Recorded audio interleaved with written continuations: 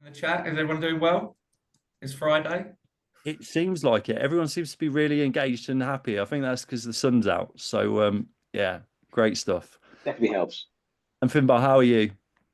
Yeah, really good, really good. We're flat out right now, but that's a really good place to be, rather than chasing our tails. So no, we're all good. Thank you very much. I'm looking forward to a holiday next week, which I know we all need a rest, and I know I definitely need a rest, but it's never a good time. But it is. That's a small price to pay. I'm looking forward to it. Great stuff. Where are you going? I'm off to Tenerife for just a week to get some sun with Ems, my wife. And yeah, I believe it's about 23 and sunny for the week. So I'm just gonna try and chill. Although I don't know how to do that. So I'm trying as I get older to actually use the downtime to actually downtime, but it's not doesn't come naturally. I've got a little surprise for you next week, Finbar, because I know you'd be missing me. I'm actually catching a flight out on Wednesday. I thought I'd come and see you and say hello.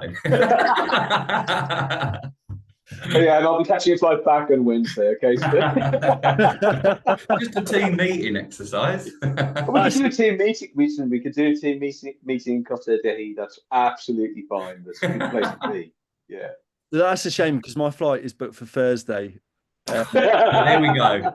Yeah, I was telling James, you went to Tenerife last year, didn't you? And I was saying, no, it was in January. I went there. Yeah, I went there. I went in January. there you go. In January, it was lovely. Yeah, it was my first holiday with my partner was Tenerife, and I just absolutely fell in love with it. So I'm so It's a great jealous. place.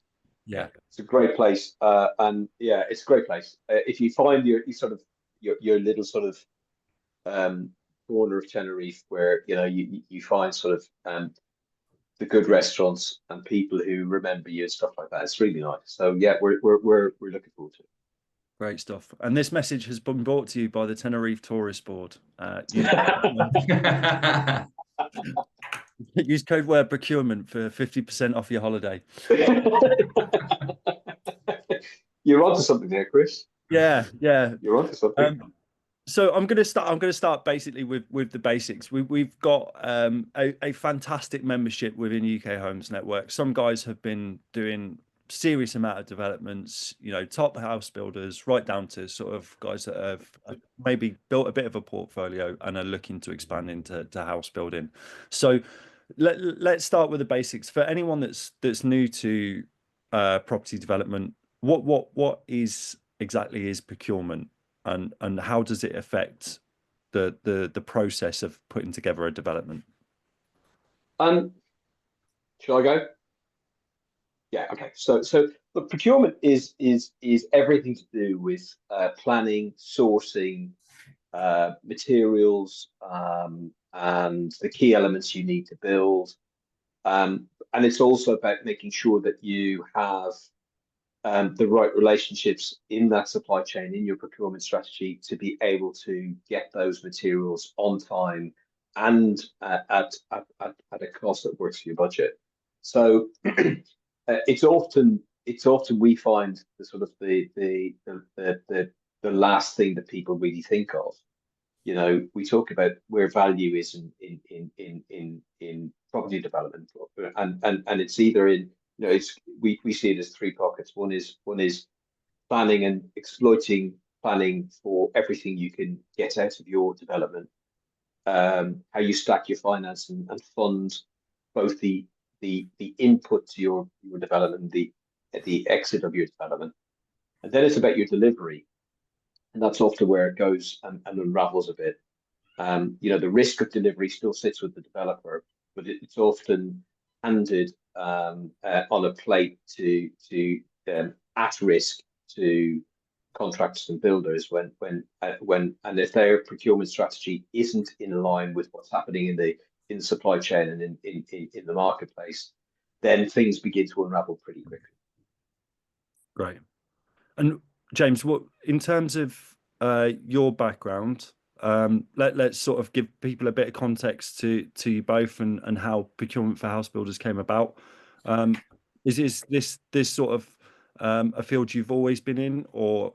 So not really. Let's be honest. When I first started out many years ago, I was actually in the world of cheese. It's completely random one. So I used to work with Baby Bell Cheese as a supply chain logistics specialist. So used to dealing with primary, secondary, ambient and frozen foods, etc., and deliveries. It wasn't as cheesy as you'd like to think it was. I kind of moved from Kent up to Hertfordshire, which most of my family was in construction anyway. I was just more of a talker, to say the least. Not that people who do know me would know that I'm a talker. I talk much. So I moved up to Kent and kind of got into construction, into dry lining actually, where I met Finbarr, and that was kind of my first taste into building materials such. But what I found was you didn't have to try and be someone you didn't need to be. You could be yourself around in construction. You could play on your values. You didn't have to try and be someone you're not. And what you found is a lot of people are either ruthless and straight talking, or a bit bully and second agendas. And you can kind of find out where positions of those types of people are. But kind of fast forward, I fell in love with construction. I fell in love with the people. I fell in love with the supply chain, and doing something slightly different. I suppose every day is different. Construction, as you know, is very fragmented. Every day is a new day, and something can happen, and it's about overcoming them. So it started sort of 6 years ago. Going out obviously onto sites. We started out on small jobs, I suppose, where everyone starts out on porches, little extensions, and slowly worked our way up into being able to do some of the jobs that we're on now, some of the new builds, some of the larger flat developments, etc. But that all comes down to business and comes down to people, I would say, more or less, because you can buy kind of any building materials online. How do you get it from A to B? What happens when it goes wrong? That seems to be the fall down in the construction industry, and it's down to poor planning, let's be honest, and a lot of that can be nipped in the bud prior to kind of breaking ground. So going back into my background, as much as I started off with cheese, that was more for the logistics and supply chain elements, but it's been procurement, it's been very sales focused, it's more for myself, it's more customer focused, service orientated, and problem solving. And we've managed to kind of find the niche between myself and Finbarr, working through that. Finbarr, did you have sort of a cheesy route into construction as well, or is it? I know nothing about cheese except what good stuff tastes like. That's all I know about cheese. And I know James, and he can be a bit cheesy at times, but then I think I can be too. So we kind of match on the basis. No, my background. I mean, I joined construction when it was on its knees in 2008. So I started off life in publishing. So doing business publishing and events in the fintech area. I then left that and went and launched a games company and built that games company up over sort of a 5-year period, 6-year period. That went bust in 2008 because it was a business to consumer business, and we were heavily involved in distributing in the US. And in 2008, the wheels fell off everything. US retail basically shut down within the space of about 6 weeks. So that business literally stopped. Hardness breaks. I spent 2008 annoying my wife at home doing a lot of DIY because I had nothing to do. And in 2009, I got introduced to the MD at a timber and builders merchant. And I knew nothing about timber. I knew nothing about building materials. I knew what good looked like in the business. And he had no one in his business who could tell him what good looked like. So there was actually a good match there. I quickly became commercial director of that business, and then really over that period, I negotiated. I brought that business into a buying group. I got to understand supply chain in construction. I've been involved, obviously, in building supply chains with the previous business I launched, the games business, and then. Over time, really found that actually my niche was in understanding what commercially was required, and relationship-wise what was required to make the oils of building materials really work. the oils in the machine. And so I then went on and rather than working in a timber and builders merchants, I went and ran a buying group for builders merchants up and down the country. That's where James and I met. And there I was responsible for running sort of the outsourced commercial arm of procurement and negotiating supply deals for about 280 builders merchants up and down the country, and consolidating that buying. And you know, I realized probably shortly after that that really where the real need was is that there's plenty of people operating in that space of you know, sourcing materials and getting them to a place where they can be distributed, but there wasn't anyone really involved in leveraging the distribution piece to where the client, the customer was, and that's SME developers and developers. So we had an opportunity. James and I got back together in early 2020. We looked at where the opportunities were. Lockdown came pretty quickly, and that gave us an opportunity to research what our clients couldn't do, and to you know, and gave us a chance to go in quite deep to do that research. And out of that came P4HB, which is, you know, a full estimation, pricing, and then sort of on a consultancy basis and retention basis, we plan, supply, and ensure that our clients can focus on what they do best, which is build. And you know, all that's really changed in the time since we officially launched P4HB in 2020, as it is now, is the scale at which we operate and who we operate with. So, you know, we started off, as James said, with smaller builders, people we knew from our merchant days, our dry lining days, and we've since moved into, you know, SME and some of the larger contractors too we work with. And really our value, I guess, in you know, going on from, you know, what is procurement, we see adding value in two ways. We add value to our clients because we help them focus on what they do best, which is build, but also make sure they can do more for less on time. But we take that value back into the supply chain too. So you know, supply chain have a really difficult time in forecasting where volume's going to come from, who's buying what, when they need it, and that just-in-time promise that we give to our clients is only possible because we give all of our, you know, we work with our supply chain in a really deep way. Great. And you mentioned the sort of 2008 crash. I think that's, if you're over 30, that's in living memory of like your career. And, you know, I think some people have still got sort of subconsciously a bit of PTSD ingrained from that.